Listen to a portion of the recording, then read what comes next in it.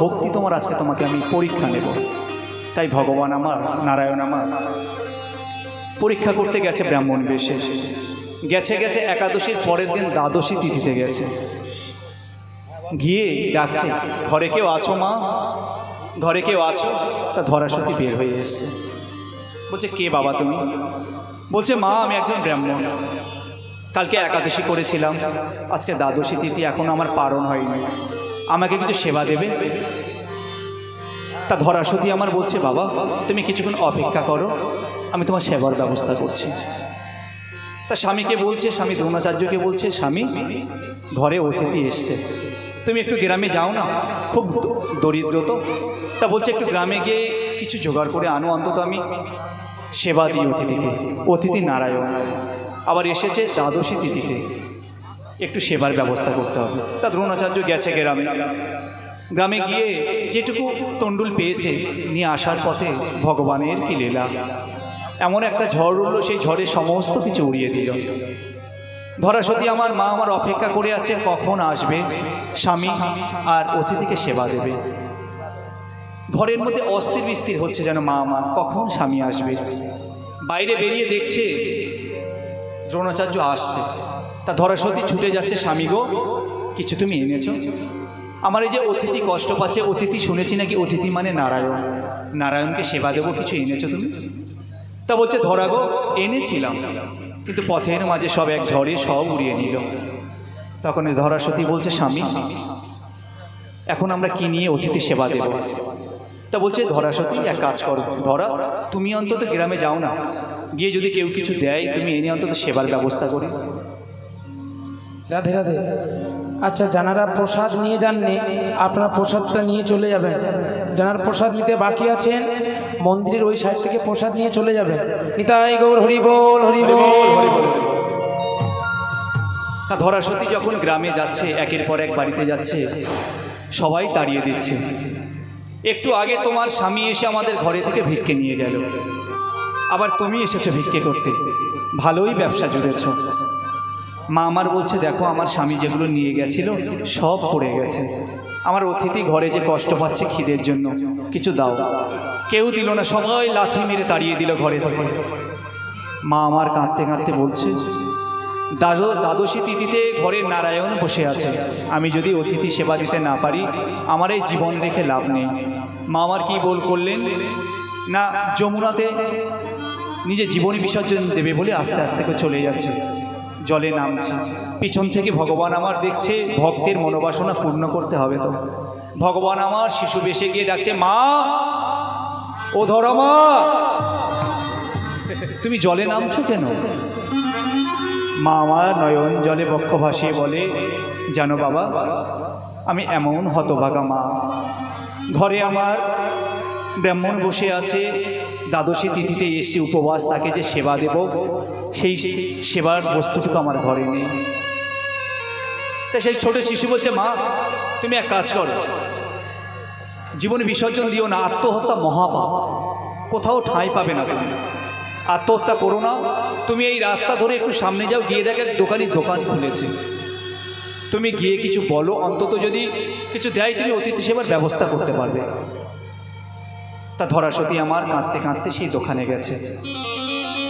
দোকানির কাছে গিয়ে বলছে, দোকানি আমি এক হতভাগ্য নারী, আমার ঘরে অতিথি বসে আছে, সেবা দেব, ঘরে কিছু নেই, তুমি আমার কিছু দেবে, সেবার জন্য কিছু বস্তু দেবে যেগুলো নিয়ে গিয়ে আমি রন্ধন করে আমার ভগবানকে সেবা দিতে পারবো। দোকানি বলছে, না না কিছু হবে না, তোমাকে চিনি না জানি না, তোমাকে ধার দেবো, তুমি দুদিন পরে এসে দেবে, তারও তো কোনো ইয়ে নেই। দিল না। তখন বলছে দোকানি গো, আমার বলিতে তো কিছু নেই, তোমার কি দেবো বলো, কি নিয়ে তুমি সন্তুষ্ট হলে আমাকে কিছু দ্রব্যমূল্য দেবে যেগুলো আমি নিয়ে গিয়ে আমার গোবিন্দকে সেবা দেব। তা বলছে, মা তোমার কাছে এমন এক বস্তু চাইবো আমি, তুমি যদি দিতে পারো, তোমার কাছে আছে, যদি দিতে পারো তোমার অতিথি সেবার জন্য যা যা চাইবে আমি সব কিছু তোমাকে দেব। তা ধরা মা আমার বলছে, বলো আমার কাছে কি আছে? বলছে, মা গো দেওয়ার আগে তুমি ত্রিসত্য অঙ্গীকার করো, করলে তারপরে আমি তোমাকে দেব। তো বলছে, এমন কি চাইবে তুমি দোকানি যে আমার কাছে আছে, আবার ত্রিসত্য অঙ্গীকার করতে হবে? বলছে তুমি ত্রিশত অঙ্গীকার করো, তাহলেই আমি তোমাকে দেবো, নচেত দেবো না। মা দেখছে যে আমার ঘরে অতিথি কষ্ট পাচ্ছে, যদি নারায়ণই ফিরে যায় গৃহের অমঙ্গল হবে। তাই মা বলছে দোকানি আমি ত্রিশত অঙ্গীকার করলাম, তুমি যা চাইবে আমি দেব দেব দেব। তখন দোকানি বলছে মা গো,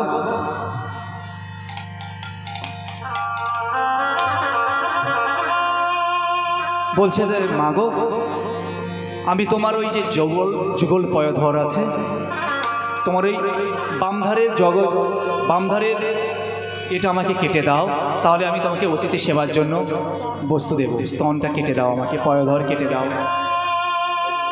মা আমার নয়ন জলে ভেসে মনে মনে ভাবছে, জগতে অনেক দোকান দেখেছি, অনেক দোকানি দেখেছি, অনেক মানুষ দেখেছি, এমন মানুষ কখনো দেখিনি যেই যুগল পয়ধর চাই, এমন দোকানি আমি দেখিনি। মা আমার নয়ন জলে ভেসে ভেসে বলে দোকানি গো, যেদিন আমার ওই 7 পাক ঘুরে স্বামীর সাথে বিবাহ বন্ধনে আবদ্ধ হয়েছিলাম, সেদিন আমি জেনেছিলাম এই বিয়ের পরে এই নারীর এই শরীর নাকি তার স্বামীর অধিকার থাকে। তা দোকানে তুমি কিছুক্ষণ অপেক্ষা করো, আমি আমার স্বামীর কাছে যাই, গিয়ে আমি অনুমতি নিয়ে আসি, কারণ তার শরীর তার অনুমতি ছাড়া আমি তোমাকে দিতে পারবো না। তুমি কিছুক্ষণ অপেক্ষা করো। মা ছুটতে ছুটতে ছুটতে ছুটতে গেছে স্বামীর কাছে। দ্রোণাচার্য বলছে ধরা তুমি কিছু এনেছো? বলছে না গো স্বামী, কিছু আনতে পারেনি, তবে তোমার কাছে এসেছি, আমি আনতে পারবো, তার জন্য একটা অনুমতি দিতে হবে। তা স্বামী বলছে কি এমন অনুমতি যে নেওয়ার জন্য আমার কাছে আসতে হলো? বলছে স্বামী গো, যেদিন থেকে তোমার হয়েছে আমি শরীরে দেহ মনোপ্রাণ সব তোমার। এই দোকানি বলল আমার এই বাম পয়ধর যদি আমি কেটে দিতে পারি, তাহলে আমাকে অতিথি সেবার জন্য বস্তু দেবে। তা স্বামী, আমি তোমার কাছে অনুমতি নিতে এসেছি। দ্রোণাচার্য বলছে ধরা গো, এর চেয়ে সৌভাগ্যর কিছু হয়?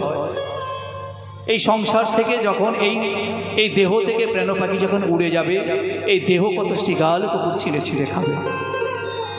তাই এই দেহ দিয়ে যদি আমি আমার গোবিন্দ সেবা, নারায়ণ সেবা করতে পারি, তার চেয়ে ভালো কিছু নেই। শরীর, এই দেহ আমাদের জীবন ধন্য হয়ে যাবে। নিতাই গৌর হরি বল, হরি বল। এই প্রাণ পাখি উড়ে গেলে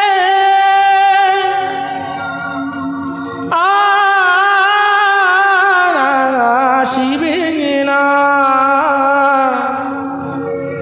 এমন ভাবে তুমি যদি গোবিন্দের সেবা লেগে যাও। মাগো, স্বামীর কাছে অনুমতি নিয়ে ছুটতে ছুটতে গেছে।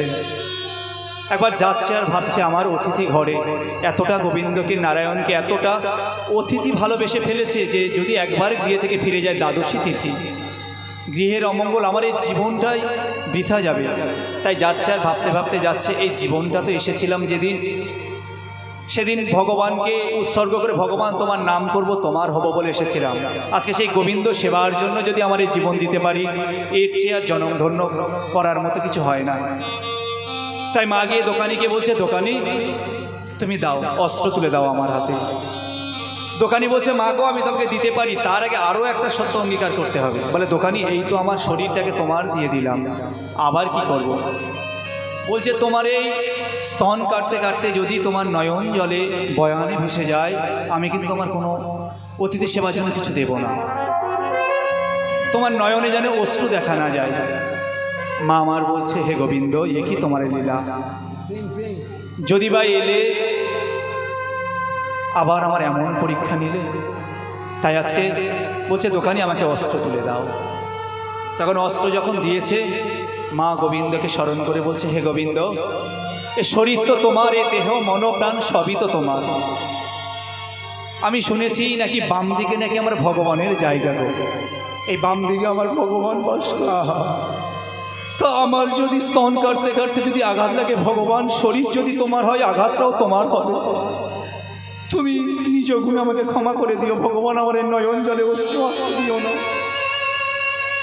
আজকের মা যখন গোবিন্দ নাম করছে, কৃষ্ণের নাম করছে, আর বাম স্তন কাটছে, কাটতে কাটতে যখন দোকানির কাছে দিয়েছে, মায়ের ডান অস্ত্র হতে, ডান নয়ন হতে অস্ত্র ঝরে পড়ে এক ফোঁটা করে নয়ন অশ্রু ঝরে পড়ছে। দোকানি বলছে, মা গো, তুমি তো আমাকে কথা দিয়েছিলে তোমার এই নয়ন জলে অশ্রু আসবে না। তখন মা বলছে, জানো, আমি কেটেছি বাম পয়োধর, আমার যদি নয়ন জলে অশ্রু আসতো বাম নয়ন দিয়ে অশ্রু আসতো, কিন্তু ডান নয়ন দিয়ে কেন আসছে জানো? আমার এই ডান দিকের পয়োধর বলছে, ওরে বাম দিকের পয়োধরকে বলছে, ওরে পয়োধর, একসাথে দেহেতে জন্ম নিয়েছিলাম, এমন ভাগ্যবান তুই দেখ গোবিন্দ চরণ পেয়ে গেলি, আর আমি থেকে গেলাম এই দেহে, এই মরা দেহে আমার আর ওহে পয়োধর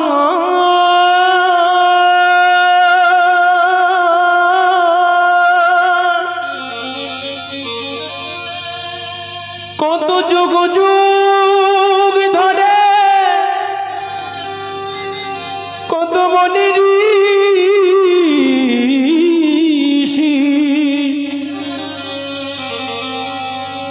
তারা তপস্যা করে